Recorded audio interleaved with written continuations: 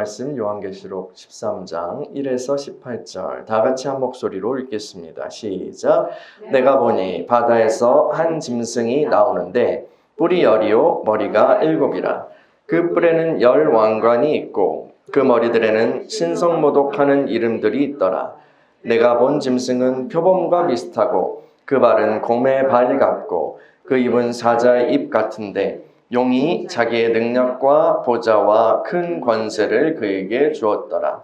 그의 머리 하나가 상하여 죽게 된 것 같더니 그 죽게 되었던 상처가 나음에 온 땅이 놀랍게 여겨 짐승을 따르고 용이 짐승에게 권세를 주므로 용에게 경배하며 짐승에게 경배하여 이르되 누가 이 짐승과 같으나 누가 능히 이 더불어 싸우리요 하더라.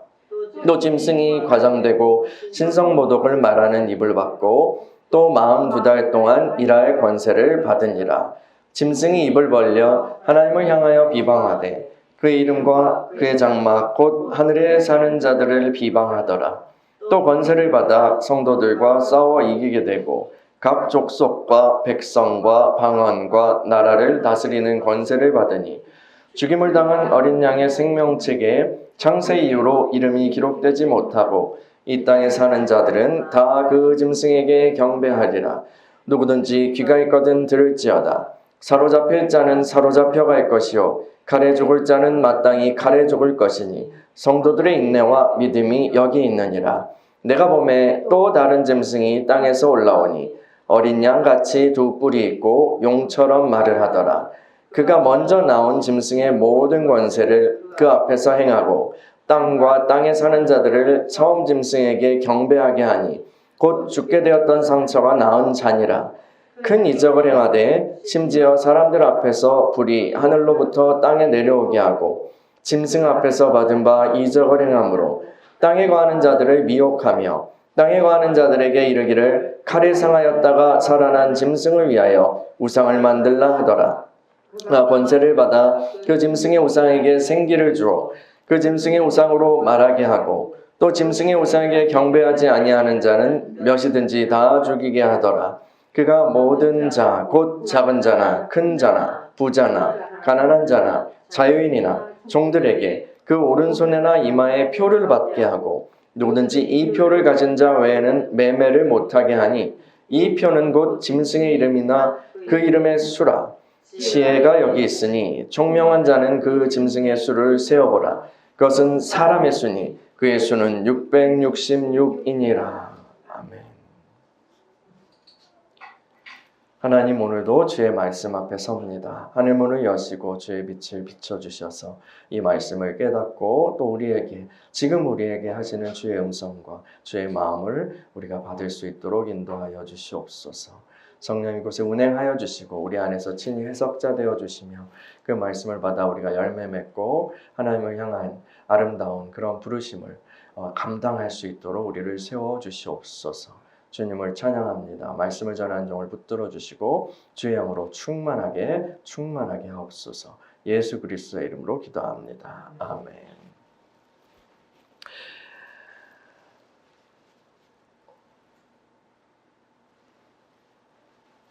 어저께 이제 그 설교를 준비하고 집에 돌아가는데 버스가 꽉 찼더라고요. 그리고 여의도 쪽에서 오는 버스는 기다리는 시간이 30몇 분이었어요. 다행히 이제 그쪽 루트로는 안 가고 이제 저는 내려와서 7호선을 타고 했는데 그래도 버스가 완전 출근 시간을 방불케 할 정도로 그렇게 하더라고요. 그래서 다행히 첫 번째 위기를 넘긴 것 같고 하나님께서 우리나라를 긍휼히 여겨주시도록 계속 기도해야 할 것입니다. 지난 시간에 우리는 여인과 또 용이 등장하는 환상을 살펴봤어요. 그 여인은 아담과 하와의 타락 이후에 하나님의 구원을 고대하는 그 언약 공동체라고 설명했습니다. 그 구원은 하나님께서 약속하신 창세기 3장 15절에 하나님께서 약속하신 그 여인의 후손을 통해서 오는 거죠. 사람을 유혹한 옛 뱀은 하나님의 원수 마귀고 이제는 용이 되었어요. 이 용, 그러니까 마귀는 여인의 후손이 나타나는 것을 어떻게든 막으려고 합니다. 그러나 그런 방해에도 불구하고 여인의 후손은 나타났고 용은 패배하였습니다. 그 여인의 후손은 바로 예수 그리스도이십니다. 예수 그리스도께서는 십자가의 능력으로 죄 문제를 해결하시고 또 부활하심으로 용의 머리를 부수셨어요. 이제 주님은 승천하셔서 우리를 위한 중보자가 되셨어요. 패배한 용은 근데 포기하지 않고 그 여인을 죽이려고 합니다. 교회 자체를 이제 그 언약 공동체, 교회 자체를 완전히 없애버리려고 하죠. 그런데 하나님의 보호하심으로 이 시도는 실패합니다. 이번에도 용은 포기하지 않죠. 용은 이제 이 땅에 있는 여인의 남은 후손들, 그러니까 이 땅을 살아가는 믿는 이들, 그리스도인들을 공격하려고 바다 모래 위에 섰습니다.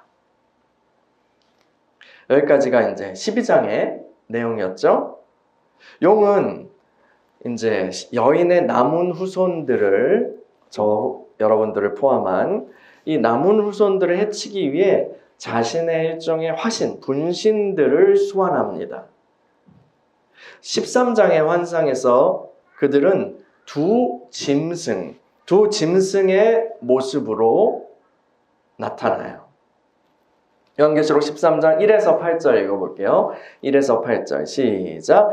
내가 보니 바다에서 한 짐승이 나오는데 뿔이 10이요 머리가 7이라. 그 뿔에는 10 왕관이 있고 그 머리들에는 신성모독하는 이름들이 있더라. 내가 본 짐승은 표범과 비슷하고 그 발은 곰의 발 같고 그 입은 사자의 입 같은데 용이 자기의 능력과 보좌와 큰 권세를 그에게 주었더라. 그의 머리 하나가 상하여 죽게 된 것 같더니 그 죽게 되었던 상처가 나오매 온 땅이 놀랍게 여겨 짐승을 따르고 용이 짐승에게 권세를 주므로 용에게 경배하며 짐승에게 경배하여 이르되 누가 이 짐승과 같으나 누가 능히 이와 더불어 싸우리요 하더라. 또 짐승이 과장되고 신성모독을 말하는 입을 받고 또 42달 동안 일할 권세를 받으니라. 짐승이 입을 벌려 하나님을 향하여 비방하되 그의 이름과 그의 장막 곧 하늘에 사는 자들을 비방하더라. 또 권세를 받아 성도들과 싸워 이기게 되고 각 족속과 백성과 방언과 나라를 다스리는 권세를 받으니 죽임을 당한 어린 양의 생명책에 창세 이후로 이름이 기록되지 못하고 이 땅에 사는 자들은 다 그 짐승에게 경배하리라. 이 첫 번째 짐승은 어디에서 나왔죠? 첫 번째 짐승은 보니까 바다에서 나왔어요. 구약 성경에요. 구약 성경에 굉장히 공포스럽게 묘사되는 두 괴물이 있어요. 두 괴물이 나오는데 하나는 예전 성경에서는 이게 악어와 하마, 욥기에 나오죠. 악어와 하마로 이렇게 번역되게 돼요. 하나는 바다 괴물이고 하나는 땅 괴물이에요. 바다 괴물은 레비아탄, 리워야단 혹은 영어로 리바이어던 이렇게 불리는 이 리워야단이에요. 하나는 바다 괴물, 리워야단인데 지금 우리가 가진 성경에서 악어나 용으로도 번역돼요. 그냥 리워야단 이렇게 쓰기도 하고요. 다른 괴물은 땅에 있는 괴물이에요. 이거는 베헤못이라는 괴물인데 하마로 옛날에 번역했어요. 마치 근데 욥기에서 그것들을 묘사하는 장면들을 보면 막 공룡 같기도 하고 정말 무시무시한 그런 괴물들입니다. 이 바다 괴물 리워야다는 용이나 뱀으로 성경에서 번역되기도 하는데 그럴 때 그것은 하나님을 대적하는 악의 세력을, 혼돈과 악의 세력을 상징해요. 이 계시록 13장의 첫 번째 짐승은 이 리워야단처럼 그걸 막 연상케 하는 거죠. 바다에서 나온 흉측한 괴물이에요. 그런데 그 모습이 어때요? 뿔이 10이고 머리가 7이에요. 뿔이 10이고 머리가 7이에요. 우리가 12장에 등장했던 용도 이런 모습이에요. 이것은 이 짐승이 용의 형상, 용의 어떠함을 반영한다는 것을 가리키죠. 이건 이 짐승이 용의, 특별히 이 용의 권세를 가지고 있다는 것을 보여줘요. 그리고 이 짐승은 어떻게 생겼어요? 표범, 곰, 사자의 어떤 부분을 닮았어요. 그거에 막 혼종이에요. 그런데 이 표범, 곰, 사자 같은 이 괴물은 다니엘서 7장에서 다니엘이 보았던 환상 속에 나왔던 짐승들이에요. 그래서 독수리 같은 날개를 달고 있었던 사자가 나오고 또 곰도 나오고 표범도 나오고 다니엘은 총 4 짐승을 보는데 4번째 짐승은 설명할 수는 없는데 그런 건 처음 봤는데 너무 무섭게 생겼어. 흉폭해 라고 묘사해요. 나중에 한번 찾아보세요. 근데 이 천사가 이제 다니엘에게 이 짐승들에 대해서 해석을 해주는데 이 짐승들은 땅에 나타날 왕들이다 라고 얘기해요. 그런데 이 계시록 13장에 바다에서 나온 첫 번째 짐승은 이 4 짐승들이 막 합체한 모습으로 다니엘이 봤던 그 짐승 합체해가지고 막 혼종이 된 그런 모습으로 키메라라고 하죠. 그런 모습으로 묘사됩니다. 그러므로 이것은 이 13장의 첫 번째 짐승은 왕들, 이 세상 나라의 왕들의 집합체를 가리킨다고 볼 수 있어요. 정리하자면 바다에서 나온 이 짐승은 하나님을 대적하는 이 세상의 권력자들을 상징합니다. 시편 2편에서 왕들이 하나님을 대적하고 우리가 이 맨 것을 벗어버리자 하면서 음모를 막 꾸미잖아요. 그 왕들의 권세예요. 이 권력자들을 상징합니다. 근데 그 뒤에 누가 있어요? 용이 이 권력자들에게 자신의 권세를 주고 또 이들을 사용해서 부려서 믿는 이들을 향한 전쟁을 벌이려고 하는 거예요. 여러분, 계시록은요, 우리가 이 세상을 살아가면서 이 세상을 어떻게 보아야 하는지, 어떤 관점으로 바라보아야 하는지에 대한 지침을 알려줍니다. 여러분, 이 세상의 권세라는 것은 분명 하나님으로부터 온 것이다 라고 사도가 가르쳤어요. 그렇죠? 이 세상의 권세라는 것은 분명 하나님으로부터 온 거예요. 그렇죠? 권세, 권력, 힘은 본래 하나님께 속한 거예요. 그것 자체가 악한 것이 아니라는 거예요. 이 세상에서 여러 좋은 일들을 하기 위해서는 권세가, 힘이 필요해요. 그걸 하는 게 정치죠. 권세자들이 부여받은 그 힘은, 권세자들이 가지는 힘은 악한 일을 처벌하고 선한 일은 격려하고 억울한 사람들이 없는 사회를 만들라고 주신 거예요. 오늘날의 관점에서 국가의 권세는 그래서 국민들이 안전하고 행복하게 살아갈 수 있도록 사용되어야 하는 거죠. 이런 하늘의 소명을, 이런 하늘의 부르심에 응답하면서 살아가는 사람들이 우리 공동체의 지도자들이라면, 그런 사람들이 우리 공동체를 다스리고 있다면 참으로 복된 일이에요. 그러나 많은 경우 이 세상의 권세를 잡은 사람들은 하나님이 아닌 다른 편에 서 있어요. 왕같은 제사장이었던 아담, 그는 이 땅을 통치하고 다스리도록 명을 받았어요. 그런데 뱀이 아담을 유혹했죠. 뱀이 아담을 유혹해서 넘어뜨린 것처럼 용이 이 세상의 통치자들을 유혹하고 자신의 하수인으로 삼는 거예요.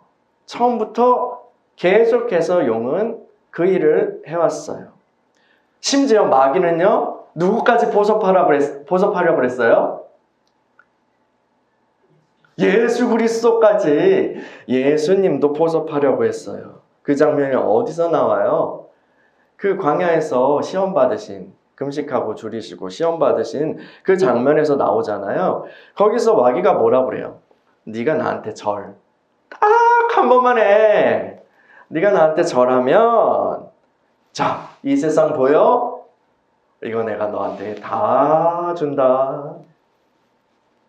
예수 그리스도는 거기서 뭐라고 말씀하셨어요? 이 썩 꺼져라 마귀야 라고 얘기하죠. 근데요,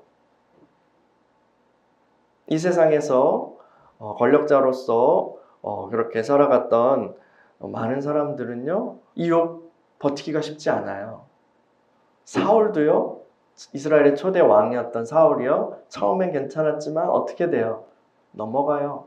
그 배후에 누가 있어요? 이 뱀이요, 용이요, 마귀가 있었던 거예요. 권력과 재물을 탐하는 그 마음이 있는, 그걸 다스리지 못하는 사람은 마귀가 여러 경로로 그렇게 제안할 때, 야, 너 나한테 절 한 번만 하면 이거 다 줄게, 원하는 거 줄게. 그러면 이 마음이 있는 사람들은 마귀한테 매일 절을 올릴 것입니다. 마귀한테 절하는 순간 마귀의 하수인이 되는 거예요. 권력과 힘과 재물을 혹은 다른 많은 것들을 얻는 대가로 마귀의 통로가 되는 거예요. 권력자가 가진 칼은요, 그 힘은 이제 지키고 악을 심판하는 공의로운 칼이 아니라 억압하고 빼앗고 죽이는 그런 광란의 무기가 되죠. 사사로운 이익을 위해서 판결을 굽게 하고요. 그러면 공평과 정의는 사라져요. 양심을 지키려는 사람들은 핍박을 받게 되죠. 권력자의 타락이 무서운 것은요, 그 자신뿐만이 아니라 사회 전반에 빠른 속도로 죄를 전파한다는 거예요. 전염병처럼요. 그는 자신만 지옥으로 가는 것이 아니라 많은 사람들을 함께 지옥으로 끌고 가요. 더욱 무서운 것은요, 이런 권력자는 결국 끝없는 탐욕으로 폭주하게 된다는 거예요. 이건 역사만 말해줘요. 교회 전통에 따르면요, 마귀는 하나님을 섬기는 천사였지만 하나님의 자리를 탐하다가 망가지고 말았어요. 근데 마귀의 기름 부음을 받은 그런 권력자들은 빠르던 늦던 다 그를 닮아가요. 이 길로 가요.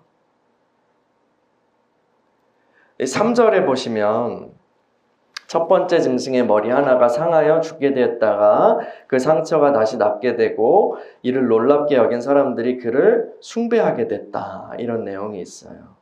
이것은 어쩌면 요한의 시대에 그 1세기 당시에 혹은 그 근처에 있었던 어떤 제국, 로마 제국이죠. 로마 제국의 어떤 상황, 망할 줄 알았는데 다시 흥왕하네. 혹은 그 제국의 어떤 임금, 황제의 이야기와 관련이 있을지도 몰라요.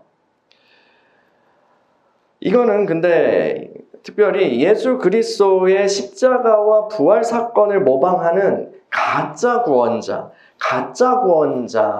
이미지를 의미할 수 있어요. 마귀는요, 늘 하나님처럼 되고 싶어 해요. 마귀는 하나님을 정확하게 모방해요.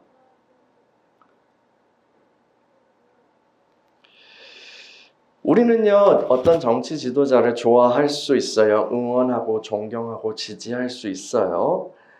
그러나 그 지도자가 우리에게 구원을 가져다 줄 메시아인 것처럼 생각하기 시작하면 문제가 심각해집니다. 거기서 우상화가 이제 시작되기 때문이죠. 아무리 겸손한 성품을 가진 사람이라고 할지라도 사람들이 막 이렇게 숭배하고 하는 그런 유혹 속에서, 그런 환경 속에서 자신을 지키는 것은 쉽지 않아요. 하물며 타락한 마귀에게 기름 부음을 계속 받고 있는 그런 권력자는 어떠하겠습니까? 그 말로는 어떻게 돼요? 결국 자신을 신으로 여기게 돼요. 자신을 신으로 여기게 돼요. 고대부터 지금까지요, 강력한 왕들은 자신을 신 혹은 신의 아들 일로 자처했어요. 이 로마 제국에서 뿐만이 아니라요, 로마 제국 황제들 뿐만 아니라 우리와 가까운 이 역사와 가까운 중국의 황제는 스스로를 뭐라고 불렀어요? 천자라고 불렀어요. 천자예요. 그리고 일본 황제는 지금도 천황으로 불려요. 벤노 천황으로 불립니다. 저 위쪽 북한의 최고 지도자는 물론 그 카리스마가 많이 1대에 비해서 약해졌다고 하긴 하지만 아직도 종교적인 신과 같습니다. 그래서 사람들이 그를 만나면 어떻게 해요? 막 그 신성함, 그 황공함 때문에 막 울어요.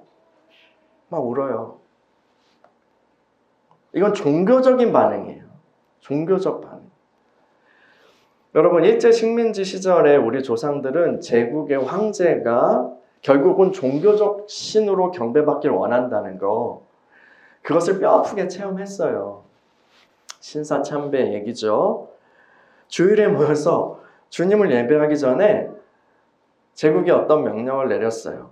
주일에 예배하기 전에 너희도 일본의 천황에게 먼저 경배를 해야 해 라고 강요하였습니다. 그리고 대부분의 교회가 그 위협 앞에 우상숭배 죄를 범했죠. 단지 근데 과거의 이야기로만 치부할 것이 아닙니다. 해방 이후 우리나라의 강력한 독재자들이 권력을 잡고 이 땅을 다스린 적이 있어요. 그럴 때 어떤 이들은 그 권력자의 편에 서서 많은 이득을 취하기도 했고요. 그리고 그 많은 이득을 취한 사람들 중에는 믿는 이들이라고 혹은 교인이라고 불리는 사람들도 포함되어 있어요. 권력자의 악한 행위를 막 축복하고 지지하고 그랬죠. 심지어 그들의 사륙 폭력 행위에 앞장서서 동참하기도 하였습니다. 교회는 그 과정에서요, 세상 권세의 비호와 또 혜택을 누리면서 그들이 주는 양식으로 배를 불렸어요. 이 시대에 우리가 노골적으로 신사참배를 하진 않아요. 그러나 재물과 권력에 대한 욕망이 우리를 안으로부터 사로잡고 넘어뜨리는 은밀한 우상이 되었어요. 이 첫째 짐승의 권세는 굉장히 막강해요. 그래서 성도들이랑 싸워서 이겨요. 짐승이 이겨요. 하나님의 택하심을 받지 못한 이들은 이 싸움에 패배해서 다 타협해버려요. 요한은 이 시점에서 성도들에게 경고하죠. 요한계시록 13장 9에서 10절이요. 9에서 10절 시작. 누구든지 귀가 있거든 들을지어다. 사로잡힐 자는 사로잡혀갈 것이요 칼에 죽을 자는 마땅히 칼에 죽을 것이니 성도들의 인내와 믿음이 여기 있느니라. 아멘. 이 사로잡힐 자는 사로잡혀갈 것이요 칼에 죽을 자는 마땅히 칼에 죽을 것인 이 부분은 선지자 예레미야가 그 바벨론 포로로 잡혀가는 그 시대의 이제 예언의 인용이에요. 용은 이 세상의 권세를 도구로 사용해서 믿는 이들을 공격합니다. 그리고 그것을 우리는 이상하게 생각하지 말아야 돼요. 이런 상황에서 성도들은 끝까지 인내하고요, 믿음을 지켜야 돼요. 우리 지금 이 시대가 노골적인 칼의 위협에 때가 아닌 것에 저는 참 감사합니다. 그러나 안심할 수 없어요. 이 시대 마귀의 전략은요, 보이지 않게 스멀스멀 우리를 사로잡는 것이기 때문이죠. 신앙과 양심을 따라서 믿음을 지키는 저와 여러분이 되기를 간구합니다. 요한계시록 13장 11에서 18절이요.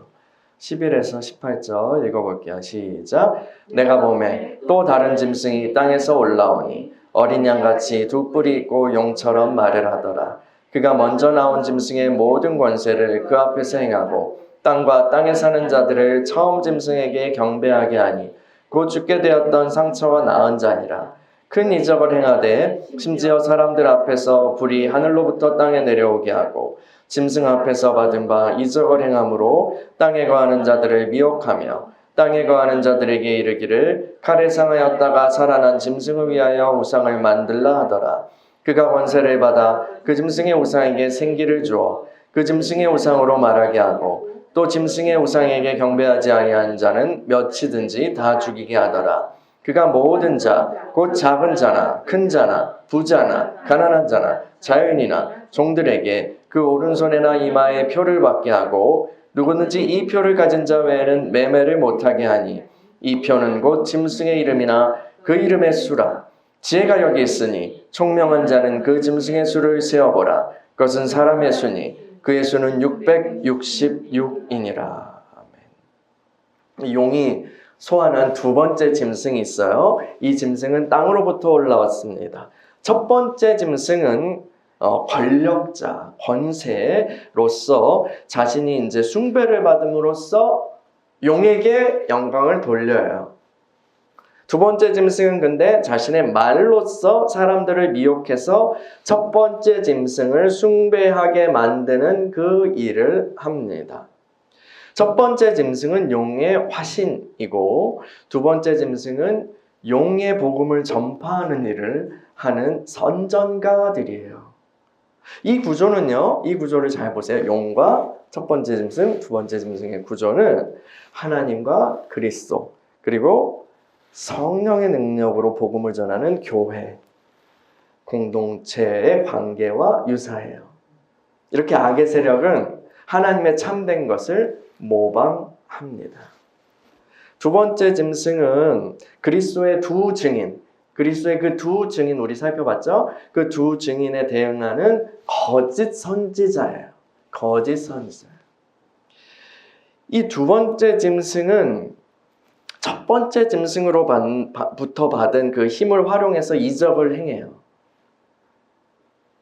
사람들은 그것을 보고 그 힘에 매혹되고 미혹되고 또 거짓 선지자들은 사람들을 선동해서 짐승을 위한 우상을 막 만들고 그걸 숭배하도록 강요합니다. 숭배하지 않으면 죽여요.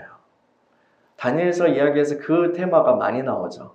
왕이 신상을 세웠더니 절을 해라. 절하지 않으면 죽인다. 이 이야기. 짐승, 근데 이제 그 다니엘서는 뭐 사자굴에 쳐넣기도 하고 불에 쳐넣기도 하고 그랬잖아요. 이 짐승을 숭배하는 자를 죽인다고 할 때에 근데 단순히 잡아서 고문하고 처형하는 것만 의미하지는 않습니다. 물론 그게 당연히 포함되지만요. 어떤 시대에는 진짜 물리적인 그런 폭력들이죠. 그러나 또 다른 시대에는요. 서서히 말려 죽이는 방법도 써요. 어떻게요? 그 방법 중 하나는 경제적 궁핍에 이르게 하는 거예요. 못 살게 만드는 거예요. 여기서 그 유명한 짐승의 표가 등장합니다. 짐승에게 숭배하면 표를 받아요. 그리고 그 표를 받으면 이 사회에서 경제활동을 할 수 있어요. 1세기 당시 로마의 통치 하에는 이런 일이 있었어요. 길드가 있었거든요. 그 길드, 조합에 가입해야만 좋은 일자리를 얻고 먹고 살 수 있어요. 그런데 길드에 가입하기 위해서는 반드시 그 황제 숭배에 참여해야 했죠. 그래서 믿음을 지키는 그리스도인들은 일하고 싶어도 길드에 가입할 수 없었고 변변찮은 그런 일을 하면서 가난하게 살아야 했던 것입니다. 짐승의 표는 뭘까요? 당시 이제 그 길드의 회원권과 같은 그런 것일 수 있습니다. 그런데 그 문자 그대로 길드에 가입하는 사람들한테 이마에 노예와 같이 인을 치는 그런 일은 없었을 거예요. 이거는 상징적인 거죠. 상징적인 거예요. 14만 4천 명 하나님의 종들의 이마에 하나님이 천사를 통해서 인을 치셨어요. 그것의 반대편에 있는 표식이에요. 하나님의 인이 하나님께 속해 있다는 그런 의미인 것처럼 짐승의 표는 짐승의 소유, 짐승에게 속한 것을 의미하죠. 하나님의 종들의 이마에 하나님과 그리스도의 이름이 있는 것처럼 짐승에게 속한 자들에게는 짐승의 이름이 써 있어요. 근데 이러면서 짐승의 이름은 이거야 라고 할 때 특이한 표현을 써요. 요한은 이 이름을 수수께끼 같은 숫자 666으로 기록합니다. 666 뭔가 막 악마의 숫자 이게 여기 나온 거예요. 근데요 이 666 이거는 고대에 유행했던 암호 같은 거예요. 들어보셨을 거예요. 게마트리아라는 그런 용어를 들어보신 분도 계실 건데 요거는 이제 암호법이라고 생각하시면 돼요. 히브리어나 헬라어의 알파벳을 숫자로 변환해서 표기하는 거예요.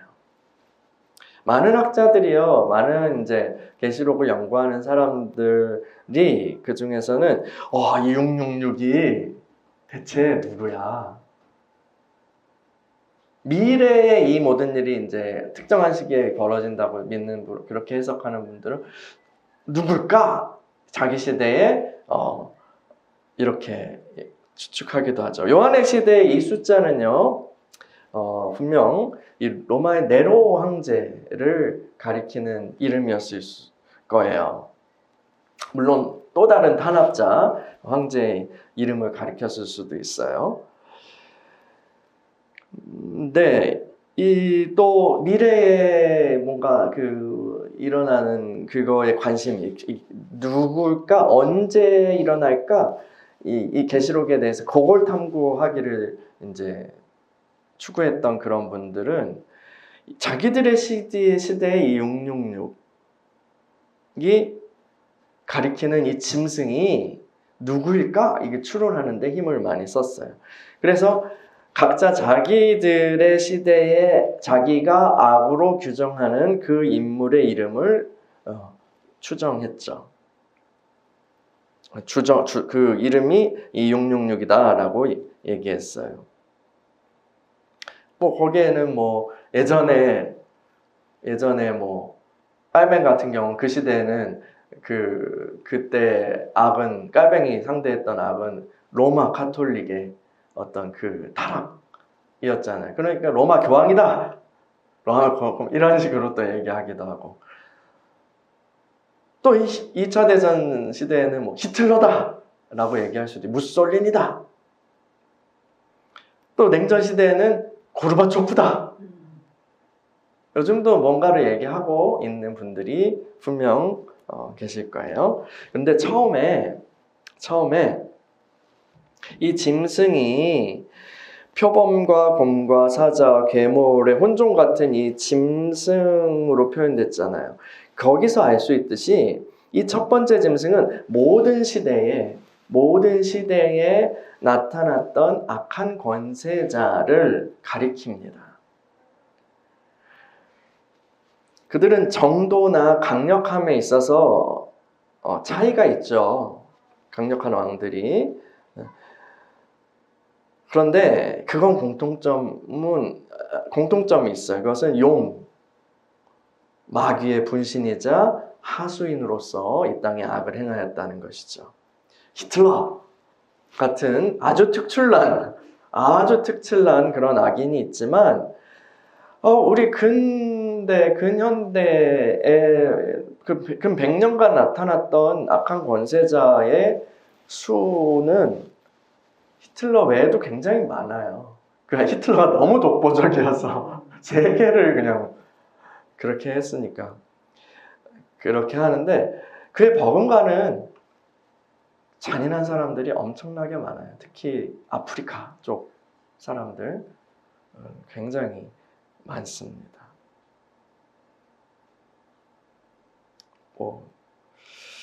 두 번째 짐승 얘기를 조금만 더 해볼게요. 이 두 번째 짐승은 거짓 선동가들, 거짓 선지자라고 했어요. 이들은 용과 짐승의 권세를 힘입고 사람들을 미혹하는 거짓 선지자들인데, 근데 이들도 어떤 한 집단이나 몇 사람으로 압축될 수 없어요.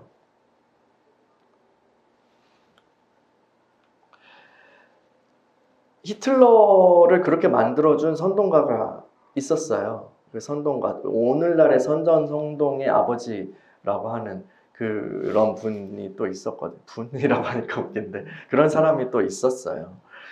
그분들은 이렇게 특정되지만, 근데 이 거짓 선지자들도 어떤 그런 특정 역사 속에 어떤 이 사람들만 이 두 번째 짐승이야라고 할 수 없다는 말씀입니다.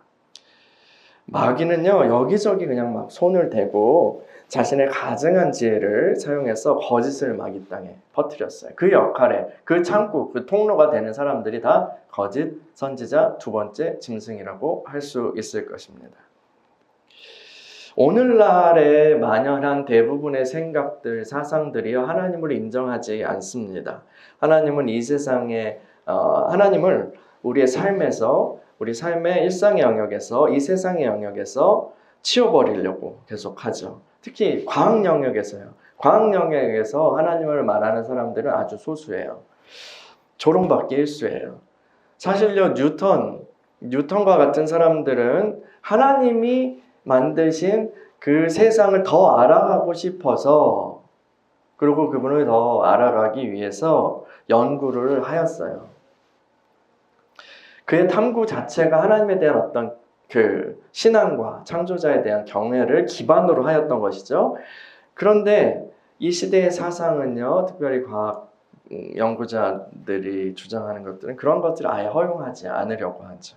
되게 완고해요. 과학으로 말미암은 지식을 활용한 기술이 또 있어요. 이 기술은 인류의 여러 가지 문제를 해결해 줬죠. 그것은 마치 권능과 같아요. 기적과 같아요. 마법과 같아요. 사실은 하나님께서 이 세상을 그렇게 만드셨고 그 원리를 발견했고 그것을 활용하는 지혜를 하나님으로부터 받은 것인데, 그 발견한 것인데, 사람은 내가 그 기술을, 지식을 가지고 이런 문제를 해결했어 하면서 굉장히 교만하고 이제 하나님은 필요 없어. 그건 아주 구시대적인 사고야 라고 말하죠. 다른 많은 사상들도요, 하나님 없이 좋은 세상을 만들어 보겠다는 전제를 깔고 있는 경우가 많아요. 그런 사상의 기저에는 하나님을 무시하는 것을 넘어서서 하나님에 대한 적대감까지 담고 있는 경우가 많습니다. 그 사상 체계를 고안한 존재가 그런 사상들의 싱크탱크, 브레인이 바로 용이에요. 용이요. 그 용이 이런 것들을 여러 방향으로 하고 있는 거죠. 또 오늘날의 많은 매체들이요,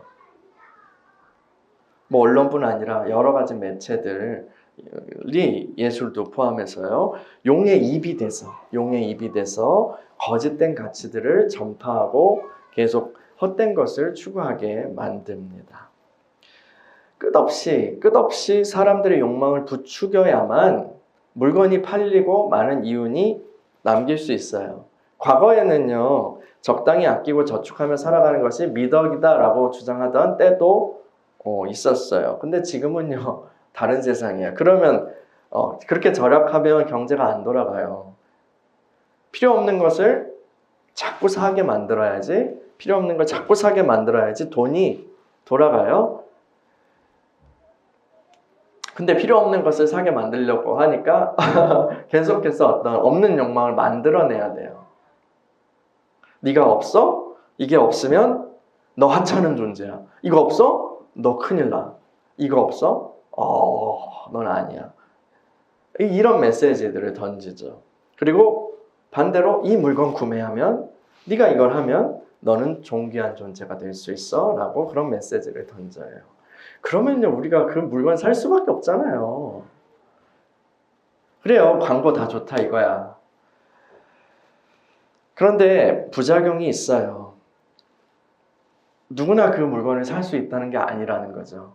구매력이 있으면 문제가 안 되는데, 구매력이 없는 사람들은 이러한 메시지, 쏟아지는 메시지 속에서 계속해서 자신을 하찮은 존재로 인식하게 돼요. 알게 모르게 그렇게 돼요. 자신을 하찮은 존재로 인식하게 돼요. 그리고 자신뿐 아니라 다른 사람들도 다른 사람들도 이 사람을, 구매력이 없는 사람들을 하찮은 존재로 보고 무시하는 사회가, 그게 가치가 보편 가치가 된 사회로 가는 거예요. 결국 사람들은 자신의 가치를 인정받기 위해서는 어찌해든지 구매력을 키워야 돼요. 돈을 더 벌어야 된다는 거예요. 예나 지금이나 돈은 하나님을 포기하게 만드는 가장 큰 우상입니다. 이 두 번째 짐승의 사역에는요, 종교적인 미혹들도 분명히 포함돼요. 그래서 이단들, 사이비, 이상한 종교들이요. 귀신들은 사람들에게 그럴싸한 말을 해주고 원하는 것을 얻을 수 있을 것처럼 꼬드겨요. 그러나 귀신을 따라간 사람들은 결정적으로 망하게 됩니다. 그들이 원하는 것은 도적질하고 죽이고 멸망시키는 것이기 때문이죠. 그들의 이게 지상 명령이에요. 어떻게든 그들을 꼬드겨서 도적질하고 죽이고 멸망시켜라. 근데요, 제 생각에 우리가 믿는 이로서 가장 경계해야 할 것은 교회 안에 스멀스멀 퍼지는 그런 곰팡이 같은 것들이에요. 그것은 힘과 돈에 대한 추구요. 교회가 정치적인 혹은 경제적인 힘을 사용해서 무언가를 이루려고 할 때 그것은 휘발유통을 지고 불 속으로 뛰어가는 것과 마찬가지입니다. 물론 하나님께서는요, 우리의 사역을 위해서, 복음을 위해서, 주님의 사역을 위해서 돈을 주실 수도 있고요. 때로는 정치 상황을 통해서 보호해 주실 수도 있어요.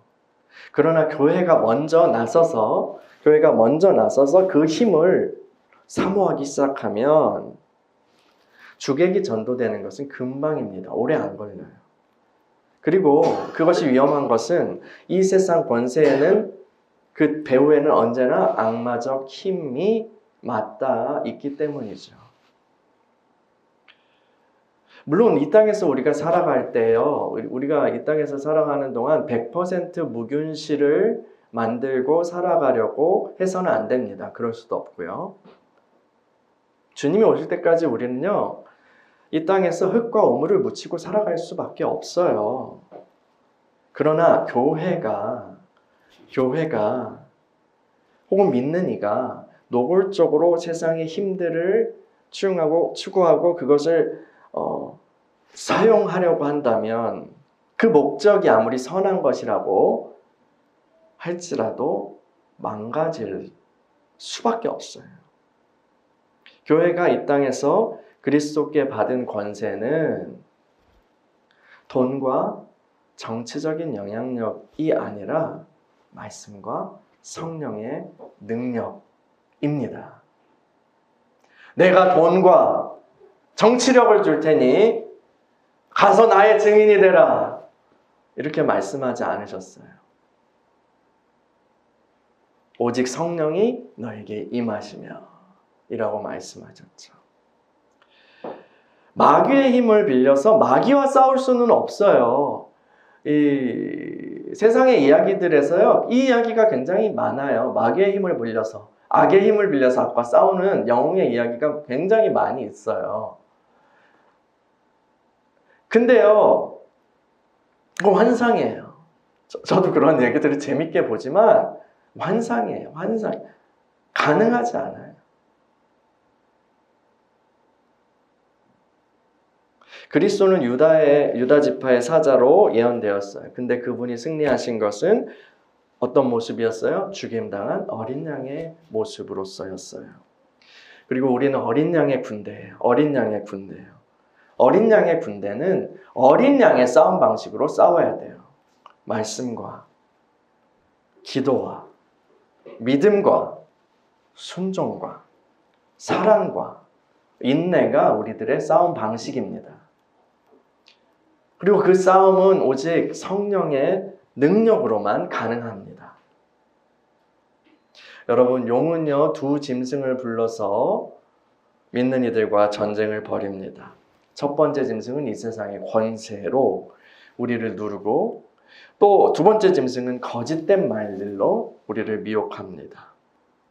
여러분, 우리가 그리스도인들이 이 세상에서 살아갈 때 우리가 적진 한복판에 있다는 것을 인식하지 못하면 우리는 무엇에 당했는지도 모르고 쓰러지게 될 것입니다. 그러나 여러분, 우리 모두가 하나님의 생명책에 기록된 택한 자들인 줄 믿습니다. 그 하나님께서 택한 자들에게 계속해서 이길 수 있는 힘과 은혜를 공급해 주실 것입니다.